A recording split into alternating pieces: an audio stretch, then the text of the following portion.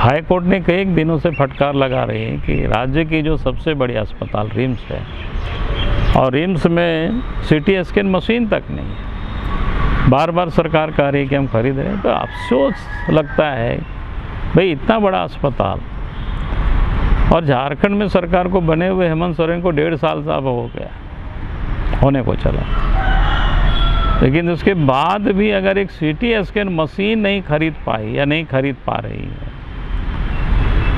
तो सरकार कितना इफ़ेक्टिव है या कितना काम कर रही है किस प्रकार से, वो सहज आप कल्पना कर सकते हो, समझ सकते हो। भैया आप बार बार कोर्ट की फटकार लगाने के बाद भी अगर आप उसको नहीं कर पा रहे हैं तो इससे बड़ी और दुखद क्या हो सकता है इससे, क्योंकि राज्य के इस बड़े अस्पतालों में अगर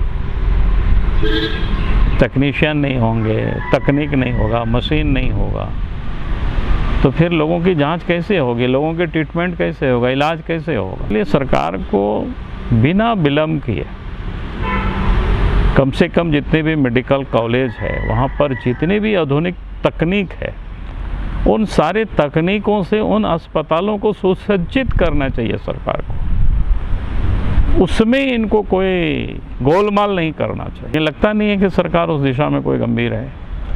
इसलिए आपने देखा होगा पिछले दिनों जो 3 नए मेडिकल कॉलेज पिछली सरकार ने जो खोला, उद्घाटन भी हुआ, उस वक्त एडमिशन भी हुआ, लेकिन बाद में एमसीआई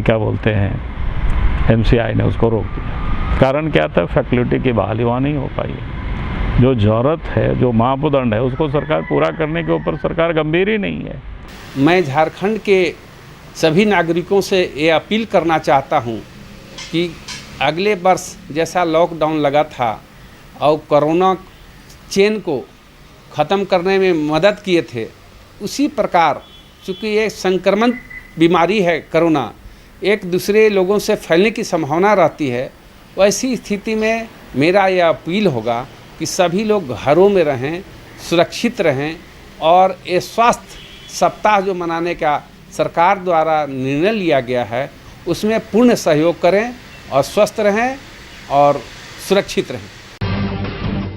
जब टूटती है आस, जब थकती है सांस, जब रूठते हैं अपने, मुंह मोड़ता है जमाना, जब अंगड़ाई लेता है संकल्प, फिर बनती है कहानी, बनते हैं अनमिट निशान।